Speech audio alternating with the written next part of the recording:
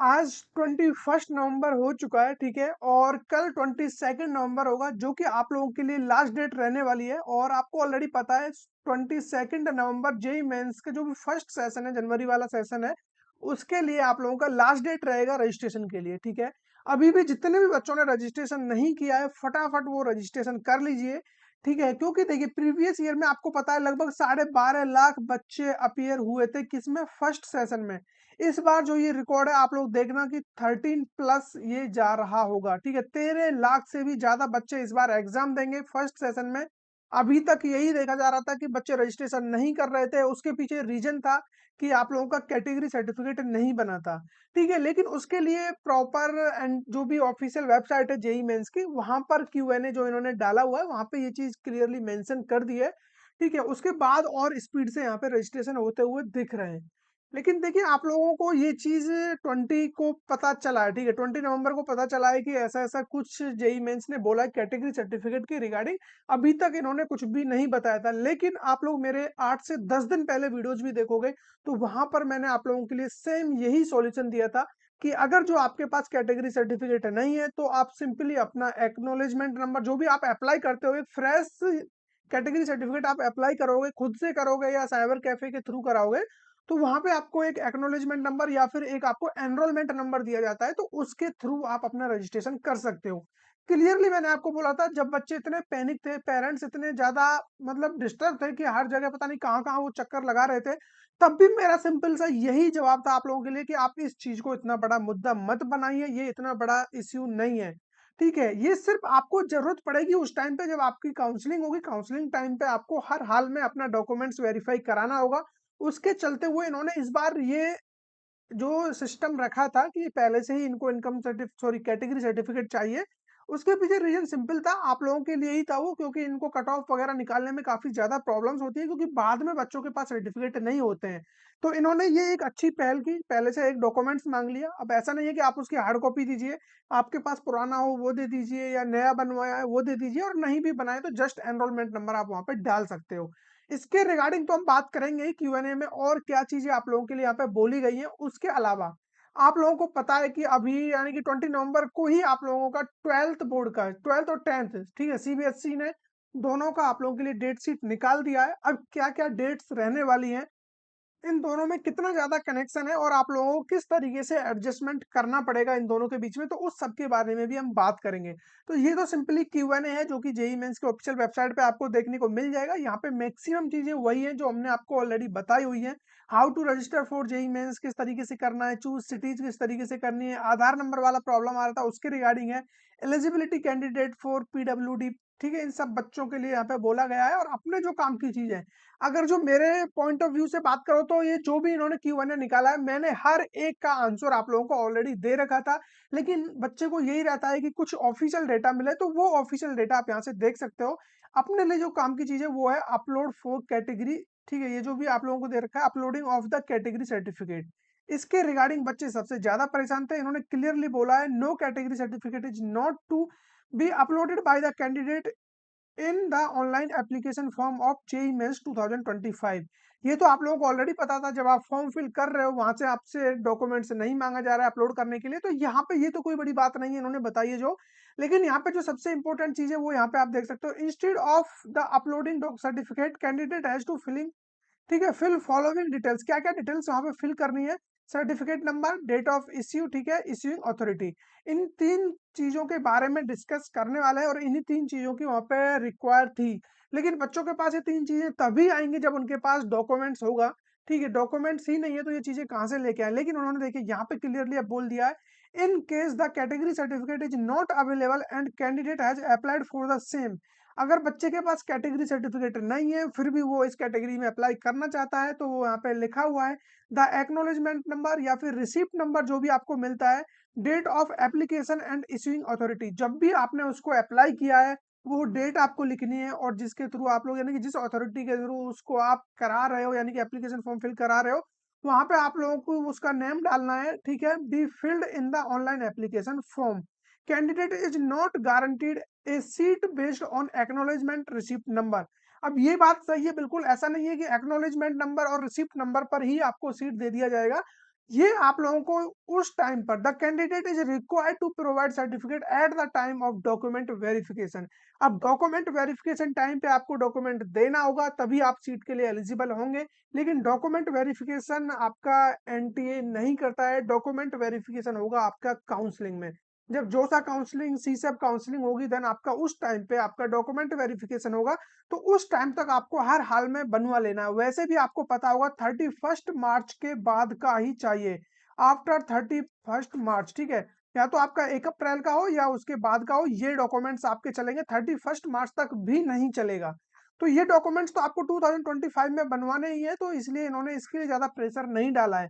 लेकिन इनकी गलती ये है कि इन्होंने बहुत लेट इसका रेस्पॉन्स किया है, बट कोई नहीं, अभी भी स्टिल टाइम है। जिन बच्चों ने अप्लाई नहीं किया है वो यहाँ पे कैटेगरी सर्टिफिकेट यहाँ पे अप्लाई कर दें। और बहुत सारे बच्चे ऐसे हैं जो ऑलरेडी डाल चुके हैं, तो उनके लिए अभी हम देख लेंगे, वो एडिट वगैरह के लिए यानी करेक्शन विंडो ओपन होगा, वहां पे वो अपना कैटेगरी सब कैटेगरी हर एक चीज वहां पे चेंज कर सकते हैं। कोई बड़ा इश्यू नहीं है, बिल्कुल जीरो लोड है, ठीक है। लोड बिल्कुल नहीं लेना है किसी भी तरीके का, क्योंकि यहाँ पे आप अपनी कैटेगरी वगैरह सब कुछ का बेनिफिट ले सकते हो। लेकिन जिन बच्चों ने अभी भी सर्टिफिकेट के लिए अप्लाई नहीं किया है और उनके पास कैटेगरी सर्टिफिकेट नहीं है, तो वो प्लीज अपना कैटेगरी सर्टिफिकेट के लिए अप्लाई कर दीजिए, ताकि आप भी इसका बेनिफिट ले सको। लेकिन तभी अप्लाई करना जब जेन्युइन में आप उस कैटेगरी में आ रहे हो। पता चला बाद में आपको तो सीट मिल ही नहीं रही और आपकी वजह से किसी एक बच्चे का भी सीट यहाँ पे रह गया, ठीक है। उसके अलावा इसमें जो भी पॉइंट लिखे हुए हैं, हर एक पॉइंट हमने कभी ना कभी किसी ना किसी वीडियो में क्लियर किया हुआ है। फिर भी आप लोग ये पूरा देख लेना, पढ़ लेना, आपके काम की चीजें इसमें मैक्सिमम चीजें कवर की हुई हैं। आप देख सकते हो यहाँ पे 35 क्वेश्चन यहाँ पे रखे गए हैं, जो कि किसी ना किसी बच्चे के माइंड में आ रहे थे, तो ये उन सबको कलेक्ट करके एक Q&A में डाल देते हैं, ठीक है। तो ये हो गया इसके बारे में। इसका पीडीएफ आपको टेलीग्राम चैनल पर मिल जाएगा, वहां पर आप लोग ज्वाइन हो जाना। टेलीग्राम चैनल का लिंक आपको डिस्क्रिप्शन में मिल जाएगा। अब हम बात कर लेते हैं डेट शीट के बारे में, आप लोगों के लिए क्या क्या इंपॉर्टेंट डेट्स रहने वाली है। देखिए 10th वाले बच्चों के लिए कुछ ज्यादा एक्सप्लेन करने की जरूरत है नहीं, क्योंकि अपने चैनल पर मैक्सिमम बच्चे 12th या फिर उसके अपर लेवल के ही हैं। फिर भी आप देख लीजिए जितने भी 10th के स्टूडेंट हैं। लेकिन यहाँ पे एक चीज आप लोगों को जरूर से देखने को मिलेगी, इस बार जो डेट शीट है आप लोगों की, देखो यहाँ पे फर्स्ट टाइम ऐसा होना जा रहा है, ये पूरी हिस्ट्री में पहली बार हो रहा है कि 86 डेज पहले आप लोगों का डेट शीट रिलीज कर दिया गया है, ठीक है। प्रीवियस ईयर की बात करें तो उससे भी 23 डेज पहले, यानी कि 23 डेज और पहले से आप लोगों को डेट शीट मिल गया, ताकि आप अपना पूरी प्लानिंग अच्छी तरीके से कर सको, कोई भी गलती यहाँ पे ना रहे, आपको एग्जाम की प्रिपरेशन के लिए ज्यादा टाइम मिले, अपना जो भी आपको सिस्टमेटिक चीजों को करना है, एडजस्टमेंट करना है, उस सब के लिए आपको भरपूर टाइम यहाँ पर मिले। इसके लिए आप लोगों के लिए अच्छा खासा टाइम मिल गया है पहले से डेट शीट रिलीज करके, ठीक है। बाकी चीजें यहाँ पे हर तरीके से मेंशन है। और ये आपका यहाँ पे देख सकते हो 10th का है। 10th वाले बच्चे जितने भी देख रहे हैं वो फटाफट इसका स्क्रीनशॉट लेके वो अपने अकॉर्डिंगली यहाँ पे मैच कर सकते हो, ठीक है। आप लोगों के जो भी एग्जाम है 10th वाले बच्चों के, वो लास्ट एग्जाम कब है वो मैं आपको बता देता हूँ। देखिए यहाँ पे आपका 18 मार्च को लास्ट एग्जाम रहने वाला है, कंप्यूटर एप्लीकेशन इंफॉर्मेशन टेक्नोलॉजी, ठीक है, आर्टिफिशियल इंटेलिजेंस, ये 10th वाले बच्चों का है। लेकिन अब बात कर लेते हैं हम 12th वाले बच्चों के लिए। तो जो फर्स्ट एग्जाम आपका हो रहा होगा यहाँ पे, वो है आपका 17 फरवरी को। यहाँ पे इस बार फर्स्ट टाइम आपका फिजिकल एजुकेशन करा दिया जा रहा है, जो कि प्रीवियस ईयर में आप लोग देखते थे हर बार इंग्लिश का एग्जाम पहले होता था। लेकिन अब उस इंग्लिश को इन्होंने सबसे लास्ट में डाल दिया है और फिजिकल एजुकेशन को सबसे पहले ला के रख दिया है। उससे भी पहले यानी कि 15 फरवरी को है जो भी एंटरप्रेन्योरशिप का, इसमें बच्चे ज्यादातर एनरोल करते नहीं है, लेकिन फिजिकल एजुकेशन हर एक बच्चे का होता ही है। तो ये आपका मान के चलिए 17 फरवरी से आपका एग्जाम स्टार्ट है। और उसके बाद आप लोगों के लिए जो भी ये कुछ और एग्जाम्स है जिनसे आपका कुछ लेना देना नहीं है, और आपका यदि हो भी तो एक बार से देख लेना। मैं आपके मेन मेन एग्जाम्स की बात कर रहा हूँ जो हर एक बच्चे का मैक्सिमम होता है। उसके बाद आपका जो एग्जाम आएगा 17 के बाद 21 को, जो कि आपका एग्जाम होगा फिजिक्स का, ठीक है। फिजिक्स का एग्जाम आपको 21 को देखने को मिलेगा। देन उसके बाद आपका केमिस्ट्री आ जाएगा, केमिस्ट्री का एग्जाम आपका 27 फरवरी को है, ठीक है। उसके केमिस्ट्री के बाद आपका मैथ रख दिया गया है, मैथ आपका 8 मार्च को हो रहा होगा यहाँ पे, ठीक है। मैथमेटिक्स मैथमेटिक्स यहाँ पे आप अप्लाइड मैथमेटिक्स दोनों यहाँ पे दिए हुए हैं। उसके अलावा आप लोगों की हम बात करें 11 मार्च को आपका इंग्लिश का एग्जाम हो रहा होगा, जो कि सबसे लास्ट में इस बार इंग्लिश का एग्जाम होने वाला है।